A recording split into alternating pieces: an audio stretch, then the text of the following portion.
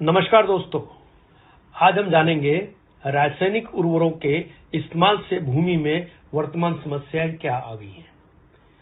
हमारा जो root zone है वो 6 इंच का होता है। 6 इंच का रूट जोन को हम बोलते हैं एक्टिव रूट जोन। अब ये एक्टिव रूट जोन के अंदर व्हाइट रूट्स का डेवलपमेंट होता है, इसके नीचे भी जाते हैं पर व्हाइट रूट्स का मैक्सिमम डेवलपमेंट 6 इंच के अंदर होता है। हम अपने जमीन में क्या क्या रासायनिक खादें यूज करते हैं, जैसे कि यूरिया, डीएपी और सुपर फॉस्फेट। ये हमने 1968 के बाद जब हमारी रासायनिक खेती शुरू हुई तो हमने डालना शुरू किया अपने खेतों के अंदर। अब अपने खेतों में अपन जब यूरिया डालते हैं तो हमको ये समझना जरूरी है कि यूरिया में क्या है। अब यूरिया के बोरे पे अगर आप देखेंगे तो उस पर लिखा है नाइट्रोजन 46%, पर नाइट्रोजन तो 46% है, बाकी बचा हुआ क्या है? बचा हुआ 54% जो है वो सॉल्ट और कचरा है। ऐसे ही डीएपी में कुछ परसेंटेज अच्छा मटेरियल है और कुछ जो है वो फिर से कचरा और सॉल्ट है। ऐसे ही सुपर फॉस्फेट में। अब ये सारी चीजें हम जब जमीन में डालते हैं तो जमीन में क्या हुआ है? जमीन में ये चीजें डालने से, कचरा डालने से जमीन हार्ड हो गई है। आज आपकी जमीन 4.5 इंच जो है वो हार्ड है, तो अपनी एक्चुअल जो खेती हो रही है वो 1.5 इंच के अंदर हो रही है। अब 1.5 इंच की खेती मतलब कितनी कम हो गई है। अभी ये ऐसा हुआ क्यों? ऐसा होने का कारण एक है कि हमारी जमीन के अंदर केंचुआ होता है, जबकि 1968 के पहले हमारी जमीन में केंचुआ एक्टिव रहा करता था। और हम चौथी कक्षा से पढ़ते चले आ रहे हैं कि केंचुआ जो है वो किसानों का दोस्त है। वो अभी क्या हो गया है, जमीन हार्ड होने से वो ऑक्सीजन में काम करता है, ऑक्सीजन वहां पे कम हो गई है, इसलिए वो 3 मीटर खाली नीचे जाके सुप्त अवस्था में रह गया है। अभी केंचुआ क्या करता है, नीचे से मिट्टी खाता है अपने वेट के हिसाब से, और जाते हुए और आते हुए जमीन में 2 छेद करता है, और जब ऊपर आता है तो वो ऊपर एक वॉमिटिंग मतलब उल्टी करता है, जिसको हम बोलते हैं केंचुआ खाद, जो वर्ल्ड की अप्रतिम खाद है। और जब ये 2 छेद करता है जमीन के अंदर 1 स्क्वायर फीट के अंदर, जब ये 2 छेद करता है तो जमीन को ये मुलायम कर देता है। जमीन मुलायम होने से क्या होगा कि जमीन के अंदर जो हार्ड पना आ गया है, जिसके कारण ऑक्सीजन कम और कार्बन डाइऑक्साइड बढ़ गई है, वो प्रक्रिया उल्टी हो जाती है। पर अभी क्या हुआ है, जब ऑक्सीजन कम हो गई और कार्बन डाइऑक्साइड बढ़ गई तो जमीन में विषाणु बढ़ गए। अब विषाणुओं के बढ़ने के कारण क्या हुआ, पेस्टिसाइड डालना पड़ा, और जब आप पेस्टिसाइड डाले तो विषाणु तो मरे, साथ साथ में उसके साथ जीवाणु भी मरने शुरू हो गए, क्योंकि जीवाणुओं का मरना मतलब कि जमीन के अंदर बंजरपना होना है। ऐसे जमीन हार्ड होने से, कार्बन डाइऑक्साइड बढ़ने से भी जीवाणु मरे और इसके कारण भी जीवाणु मरे।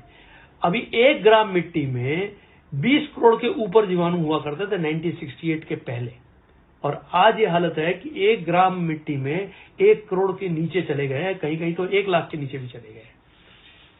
और ये जीवाणु जो हैं ये 13 मिनट में मरते हैं, मतलब एक जूनी मरती है, दूसरी जूनी पैदा होती है, और ये भी मिट्टी खाते हैं, और मरने के बाद ये भी क्या बनते हैं, खाद बन जाते हैं। तो 2 प्रक्रिया, एक तो हमारा केंचुआ जो इनएक्टिव हो गया है, और दूसरा हमारे जो जीवाणु का काउंट जमीन में कम होना, मतलब कि जमीन का बंजर होना होता है। इसलिए इसको अगर और ध्यान से देखा जाए तो हमारे जमीन का कंट्रीब्यूशन केवल 3.8% होता है किसी भी पौधे या प्लांट को बढ़ाने के लिए। आप बोलेंगे कि 3.8% होता है तो इतना ज्यादा क्यों बता रहे हैं इसके बारे में? ये ऐसे है जैसे कि हमारे शरीर में एक हार्ट है बहुत छोटा, पर अगर वो कमजोर हो जाए तो मुश्किल हो जाएगी, और अगर वो बंद हो जाए तो राम राम सत्य हो जाएगा। तो ये एक्टिविटी अगर जमीन में नहीं चालू होगी तब तक हमारी जमीन की जो है उर्वर शक्ति कम होती चली जाएगी। पर 96.2% जो है वो कहां से आ रहा है? हवा, पानी और सूरज, जो कि फ्री ऑफ कॉस्ट हमको अवेलेबल है। और आपको ये जान के हैरानी होगी कि एटमॉस्फेयर में नाइट्रोजन जो है वो 78% है, 78%। अब 78% नाइट्रोजन जो हवा में अवेलेबल है, उसकी खींचने की ताकत ना होने के कारण प्लांट में, उसके कारण ये सब प्रॉब्लम खड़ी हो गई है। तो हमको ये 3.8% अगर दुरुस्त कर देते हैं तो क्या होगा कि हमारे ऑक्सीजन कंटेंट बढ़ेगा, जीवाणु का काउंट बढ़ेगा। तो जीवाणु का काउंट बढ़ने से क्या होगा, पौधे को खाद ज्यादा मिलेगी। तो रूट्स जो है वो ज्यादा खाना उठा के ऊपर पत्तों को देंगे, पत्ते जिससे बड़े हो जाएंगे, डार्क हरे डार्क हो जाएंगे, और पत्तों पे जो ऊर्जा है, खींचने की ताकत है, वो बढ़ जाएगी। ताकत बढ़ने से क्या होगा, जब पत्तों की ताकत बढ़ जाएगी, खींचेगी, उसके खाना ज्यादा बनेगा, तो फूल ज्यादा आएंगे, तो फूल जाएंगे तो फल ज्यादा आएंगे। अभी हमारा दुर्दैव क्या है? दुर्दैव हमारा यह है कि 78% नाइट्रोजन जो फ्री ऑफ कॉस्ट हमको एटमॉस्फेयर में अवेलेबल पड़ी है, केवल हमको अपने पौधों के पत्तों का साइज बढ़ाना है, पौधे की ऊंचाई बढ़ानी है और हरा डार्क करना है, जिसके कारण वो खींचने की ताकत उनकी बढ़े। हम यूरिया बाजार से खरीद के जिसमें 46% नाइट्रोजन है, और उसके साथ कचरा हम खरीद के अपनी जमीन में डाल रहे हैं। मतलब कि क्या हो रहा है कि हम उलट काम कर रहे हैं। इससे क्या हो रहा है कि हमारी जो शक्ति है, जमीन में जो ताकत है, वो खत्म होती चली जा रही है। ये जो भी हो रहा है वो गलत है।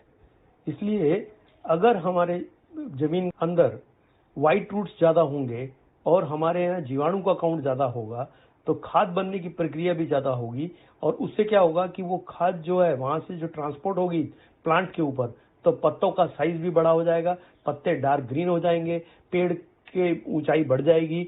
उससे क्या होगा कि वहां से जो 96.2% फोटोसिंथेसिस प्रोसेस जिसको बोलते हैं, प्रकाश संस्करण करना बढ़ जाएगा, जिसके कारण जो है वो ज्यादा खाना जो है हमारे पत्तों पे बनेगा। पत्तों पे ज्यादा खाना बनने से क्या होगा कि फूल ज्यादा आएंगे और फल ज्यादा आएंगे। Thank you.